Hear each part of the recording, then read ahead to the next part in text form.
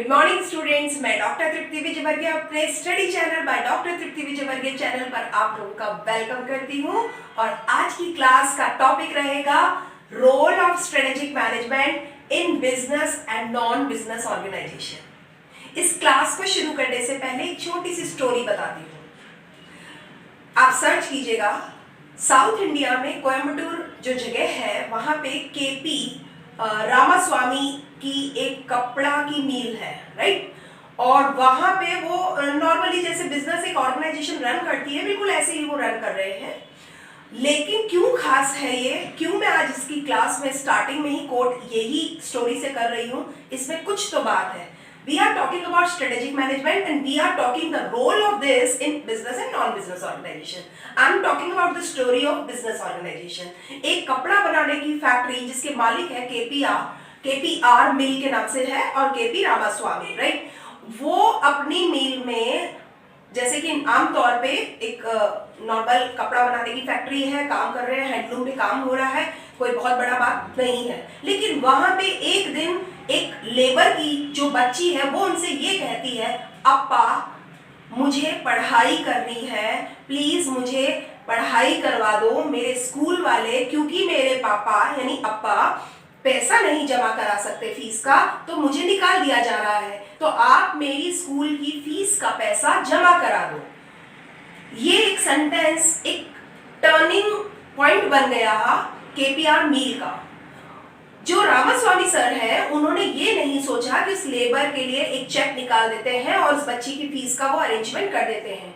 उनके दिमाग में एक आइडिया क्लिक किया। हम बात कर रहे हैं स्ट्रेटेजिक मैनेजमेंट की, हम बात कर रहे हैं इनोवेटिव की, किस तरीके से आप अपॉर्चुनिटी को ग्रास्प करते हो, किस तरीके से चीजों को आप सोशल रिफॉर्म लेके आ सकते हो। यहीं पे टर्निंग पॉइंट आया और उन्होंने सबसे बड़ी बात वो अप्पा उसका कहना वो उन्हें क्लिक कर गया और उन्होंने एक व्यवस्था करी अपने ही मिल में कि 8 घंटे की ड्यूटी के बाद 4 घंटे का स्कूल अटेंड करेंगे और उसमें विमेन और जितने भी मेल एम्प्लॉइज थे उन्होंने वहां पे एजुकेशन ली, बकायदा उस स्कूल का principal, staff room, classes, course and syllabus and number of things are there, and without any cost they are enjoying their education.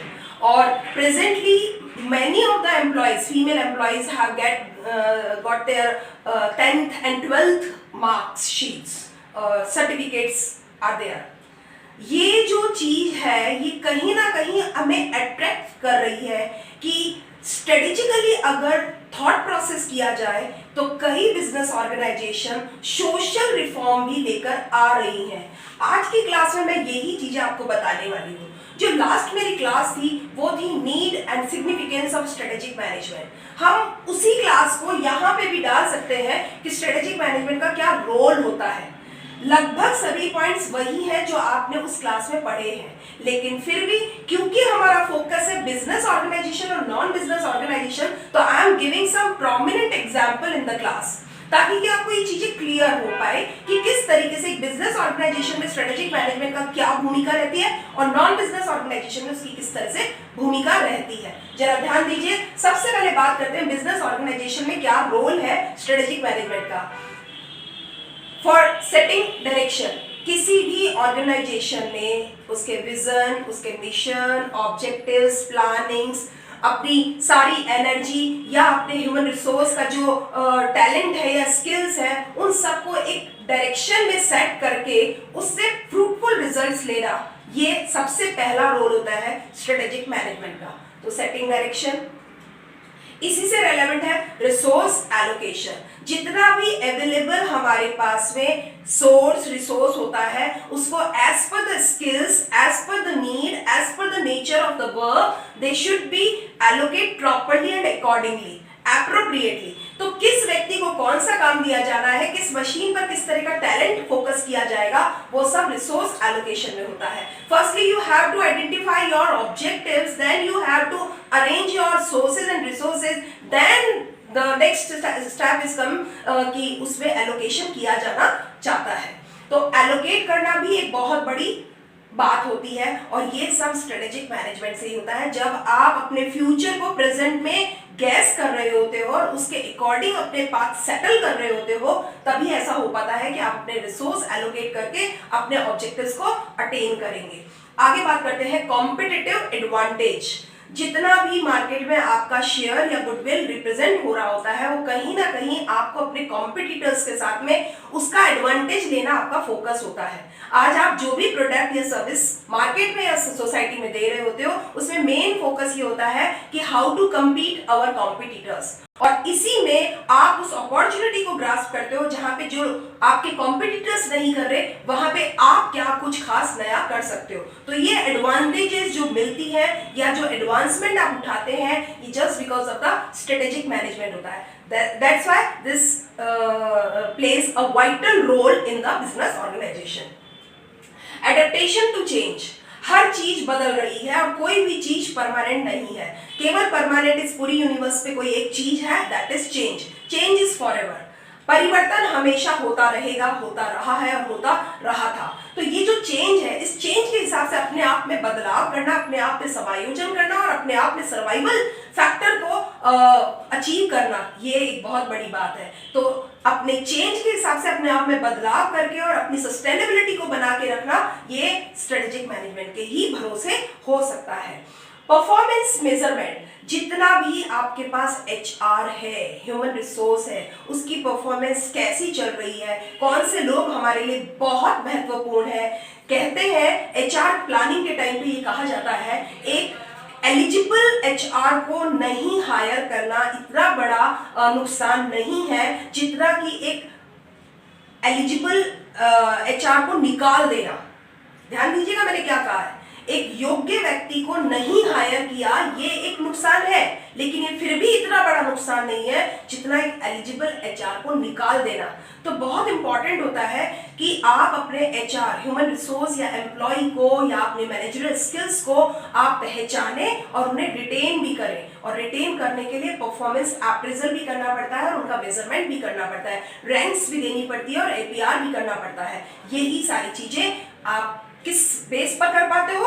Strategic management पर। आगे बात करते हैं इनोवेशन होना और उसकी वजह से ग्रोथ को अचीव करना। किसी भी बिजनेस ऑर्गेनाइजेशन में रिसर्च एंड डेवलपमेंट सेक्शन जो होता है, वो एक बहुत महत्वपूर्ण भूमिका निभाता है। और इसी के लिए कहते हैं कि इनोवेशन जब तक नहीं होगा, नए आइडिया पे कोई काम नहीं होगा, उस आइडिया से कैसे बिजनेस निकाला जाता है, उस पर अगर जब तक फोकस नहीं होगा, तब तक ऑर्गेनाइजेशन और सारी ऑर्गेनाइजेशंस के साथ में ग्रोथ कर ही नहीं सकती। तो if you want to achieve the growth, if you want to make the development, you have to focus on the innovation and उसके लिए इनिशिएटिवनेस बहुत इंपॉर्टेंट है। तो अगर ऐसी बात करते हैं तो एक बिजनेस ऑर्गेनाइजेशन के लिए स्ट्रेटेजिक मैनेजमेंट की भूमिका इस तरीके से सामने आती है। अब मैं आपको कुछ एग्जांपल्स देती हूँ जो कि प्योरली बिजनेस ऑर्गेनाइजेशंस है और उन्होंने इन्हीं की वजह से, स्ट्रेटेजिक मैनेजमेंट को फोकस करने की ही वजह से, अलग अलग मुद्दों की वजह से उन्होंने अलग अलग इंडस्ट्री में अपना एक रिमार्केबल पोजीशन गेन किया है।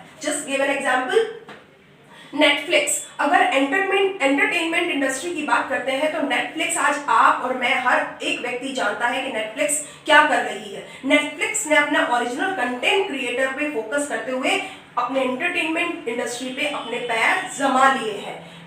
टोयोटा ऑटोमोबाइल इंडस्ट्री में आज नित नए प्रोडक्ट लेके आ रही है और लोगों के अंदर एक ट्रस्ट और एक फेथ डेवलप कर रही है। स्टारबक्स कॉफी हाउस का एक ब्रांड है जिसने न केवल किसी एक ज्योग्राफिकल लोकेशन को, मतलब beyond the geographical boundaries it is working. तो स्टारबक्स का इंटरनेशनल लेवल पे किस तरीके से कॉफी हाउस के नाम पर इसकी आइडेंटिफिकेशन है, ये आज आप सभी जने जानते हैं।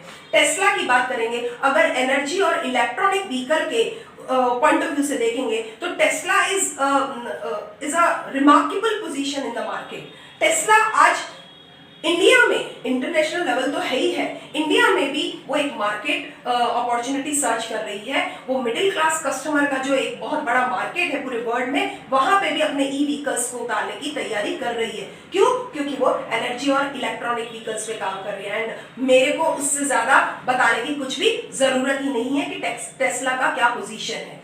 आगे की बात करते हैं, एप्पल एप्पल जो कि कम्युनिकेशन इंडस्ट्री में एक बहुत रिमार्केबल कंपनी है, एप्पल अपने नित्य नए प्रोडक्ट, नित्य नए फीचर्स, एट्रीब्यूट्स के साथ में मार्केट में लॉन्च कर रही है। ना केवल वो आईफोन, आईपैड और उसके अलावा जो स्मार्ट वॉचेस है, अगर मैं कहूँ कि स्मार्ट वॉचेस को जो रेवोल्यूशनरी जो स्टेप है वो एप्पल की ही तरफ से था, तो ये कहना मेरे को गलत नहीं होगा। और उन्होंने एक पूरे फोन के फीचर्स को कर्टेल करते हुए और कंसाइज करते हुए एक वॉच के रूप में सामने लाके दे दिया और एक नया कंसेप्ट मार्केट में सामने लिया है कि watch can be a substitute of your phone. तो ये भी एक बिल्कुल क्रांति के जैसा था। तो ये कैसे हो गया? जस्ट बिकॉज द दूरदर्शी सोच, प्रूडेंट जो थॉट प्रोसेस होता है इसी की वजह से होता है। और ये प्रूडेंट जो थॉट प्रोसेस होता है वो स्ट्रेटेजिक मैनेजमेंट का एक पार्ट होता है, राइट। अब हमारी जो आज की क्लास है उसका एक सेकंड पार्ट है, नॉन बिजनेस ऑर्गेनाइजेशन में ये किस तरीके से इसका रोल है। अगर हम बात करें कि इससे मिशन का फुलफिलमेंट होता है, जिस मिशन को दिमाग में रखकर किसी नॉन बिजनेस ऑर्गेनाइजेशन का मतलब है जिसका प्राइम मोटिव अर्निंग प्रॉफिट नहीं है, सोशल सर्विस है, उसी को हम नॉन बिजनेस ऑर्गेनाइजेशन कहते हैं। तो वो जिस मिशन को दिमाग में रख के उस ऑर्गेनाइजेशन का डेवलपमेंट या एस्टैब्लिशमेंट करते हैं, उसको फुलफिल करने का काम सिर्फ स्ट्रेटेजिक मैनेजमेंट की ही वजह से हो सकता है। रिसोर्स का ऑप्टिमाइजेशन करते हैं, जो भी चीजें हमें मिली हैं उसको कितना ज्यादा से ज्यादा बेटर वे में, एफिशिएंट एंड इफेक्टिवली हम कैसे यूज कर सकते हैं, वो रिसोर्स यूटिलाइजेशन से होता है। स्टेक होल्डर्स एंगेजमेंट का मतलब होता है, स्टेक होल्डर कौन होता है? किसी भी एक सब्जेक्ट मैटर से रिलेवेंट जिन जिन लोगों का डायरेक्टली या इनडायरेक्टली उससे हित जुड़ा हुआ होता है, उसके साथ उनका इंटरेस्ट जुड़ा हुआ होता है, वो सभी लोग स्टेक होल्डर्स होते हैं। तो अगर कोई ऐसी ऑर्गेनाइजेशन जो कि बिजनेस की हो, उससे n number of stakeholders होते हैं, तो नॉन बिजनेस ऑर्गेनाइजेशंस में भी n number of stakeholders उसमें होते हैं। तो उनका जो एंगेजमेंट होता है वो भी इसी से फुलफिल होता है कि strategically they are doing more remarkable work. That's why n number of stakeholders are involved in that particular non-business organization. Satisfy the target population. जिस भी एरिया में या जिस भी मोटिव को दिमाग में रख के नॉन बिजनेस ऑर्गेनाइजेशन रन करती है, उसके बहुत बड़े जो टारगेट पॉपुलेशन होती है उसको वो सर्व कर रही होती है। और ना केवल वो सर्व कर रही होती है बल्कि सेटिस्फाई भी कर रही होती है। जैसे कि हम कहते हैं एक बिजनेस ऑर्गेनाइजेशन होती है, वो अपने कस्टमर्स की नीड को ना केवल आइडेंटिफाई करती है बल्कि उनको सेटिस्फाई भी करती है और उसी के आधार पर वो प्रॉफिट रन करती है। बिल्कुल ऐसे ही नॉन बिजनेस ऑर्गेनाइजेशन जो होती हैं वो भी अपने टारगेट पॉपुलेशन को ना केवल सर्व करती हैं बल्कि उनको सेटिस्फाई ही करती हैं, तभी तो उनका मिशन फुलफिलमेंट होता है। आगे की बात करते हैं सस्टेनेबिलिटी एंड इम्पैक्ट। इसी की वजह से, स्ट्रेटेजिक मैनेजमेंट की ही वजह से वो सस्टेन कर पाती है और उनका जो असर होता है वो लॉन्ग टर्म होता है। आगे गवर्नेंस एंड अकाउंटेबिलिटी। सरकार की तरफ से या समाज की तरफ उन नॉन ऑर्गेनाइजेशन की जो जिम्मेदारी है या जो जवाबदेही है उसको फुलफिलमेंट भी वो स्ट्रेटेजिक मैनेजमेंट के ही थ्रू कर पाते हैं। अब मैं आपको एग्जांपल बताती हूँ कि जो नॉन बिजनेस ऑर्गेनाइजेशन है, how they are doing their jobs. देखिए बहुत सारे एग्जाम्पल्स हैं और इनमें से कई तो आपने सुने हुए भी होंगे और नहीं सुने हैं तो अब आपको दिमाग में रखने चाहिए कि ऐसी कौन कौन सी नॉन बिजनेस ऑर्गेनाइजेशंस हैं जो मार्केट में सीएसआर या गवर्नेंस के पॉइंट ऑफ व्यू से बहुत बड़ा इम्पैक्ट दे रही है। जैसे the Bill and Melinda foundation, हर कोई जानता है ये लोग क्या कर रहे हैं। कैंसर रिलीफ सोसाइटी का ये एक जो फाउंडेशन है, इसके तहत वो अपने ग्लोबल हेल्थ और एजुकेशन इनिशिएटिव्स शुरू कर रखे हैं और बहुत सारे लोग इससे बहुत फायदा ले रहे हैं। ऐसे ही वर्ल्ड वाइल्ड लाइफ फंड जो हमारे जंगलों में या ओशियंस में, फॉरेस्ट में जिन जातियों का या एनिमल्स का, क्रिएचर्स का एक्सटिंक्ट होने वाली है, उनको कैसे कंजर्व करना है और कैसे उनकी लाइफ को बचा के रखना है, इसी के साथ ही उनका एनवायरमेंटल इकोसिस्टम कैसे बैलेंस करना है, इस पर जो ये काम कर रही है WWF, ये आपने जरूर सुना होगा। ये ऑर्गेनाइजेशन भी नॉन बिजनेस ऑर्गेनाइजेशन है जो कि स्ट्रेटेजिक मैनेजमेंट के थ्रू अपने रिमार्केबल वर्क को काउंट करवा रही है। यूनाइटेड नेशंस, कुछ भी बताने की जरूरत नहीं है। यूएन, आज जो यूनाइटेड नेशंस का जो हमारा ये ऑर्गेनाइजेशन है, ये कभी भी प्रॉफिट के लिए काम नहीं कर रहा है, नॉन प्रॉफिट ऑर्गेनाइजेशन है और ये सस्टेनेबल डेवलपमेंट मिशंस को काम में, गोल्स को दिमाग में रख के जो इंटरनेशनल पीस या इंटरनेशनल सिक्योरिटी या इंटरनेशनल डेवलपमेंट के लिए जिन गोल्स को वो सेट कर रहा है, एसडीजीज बोलते हैं इसको, सस्टेनेबल डेवलपमेंट गोल्स, इसके ऊपर वो काम कर रहा है। किस तरीके से पूरे यूनिवर्स में ना केवल शांति बल्कि सुरक्षा और जो डेवलपमेंट है वो हो सके, इस चीज को इंश्योर करने के लिए ही वो स्ट्रेटेजिक मैनेजमेंट का सहारा ले रहे हैं। इसके अलावा डॉक्टर्स विदाउट बॉर्डर्स, ये ऑर्गेनाइजेशन मुझे नहीं लगता आप लोग को पता होगी, लेकिन ये भी पता होनी चाहिए कि डॉक्टर्स विदाउट बाउंड्री किस तरह से वो सर्व कर रहे हैं। यानी ह्यूमन अगर बात करेंगे इमरजेंसी मेडिकल एड या ह्यूमैनिटेरियन रिस्पॉन्स को के बेस पर जो काम कर रहे हैं वो डॉक्टर्स बियॉन्ड बॉर्डर्स जो है वो जितनी भी कभी इमरजेंसी होती है तो doctors are ready to serve. Humanitarian grounds पर वो लोग सर्व कर रहे होते हैं कि किसी समय जब मेडिकल एड की रिक्वायरमेंट है तब हम ये नहीं देख सकते कि समय क्या है, जगह क्या है और कौन से लोग हैं।